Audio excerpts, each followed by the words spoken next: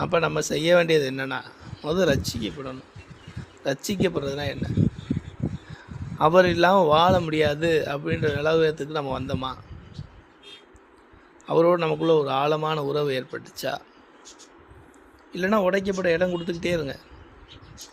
அது உடைக்கப்பட தான் அது இன்னும் நம்ம நெருங்கிக்கிட்டே இருக்கும். அப்போ நெருங்க தான் நம்ம என்ன செய்வோம்? தேவ வேலை செய்வோம், தேவனுடைய சித்தம் செய்வோம். அப்போ அவருடைய இருதயம் நம்மளுடைய இருதயம் அவரோட ஒன்றிணைந்தால் மட்டும்தான் அங்கே நம்மளுடைய ஜீவியம் கரெக்டாக கட்டப்படும். இல்லைன்னா அந்த கூலிக்கு வந்த வேலையாட்களை போல் நம்மளுமே ஏதோ பிறந்தோம், ஏதோ வாழ்ந்தோம், ஏதோ பைபிள் படி வாழ்ந்து பரலோகம் போயிடணும். மதம் சார்ந்த வாழ்க்கை வாழ்வோம், உறவு சார்ந்த வாழ்க்கை வாழ மாட்டோம். இங்கே தேவை அந்த உறவு சார்ந்த வாழ்க்கை தான். அப்பா இல்லாமல் வாழ முடியாது. அப்பா இல்லாமல் என்னால் ஒன்றும் செய்ய முடியாது.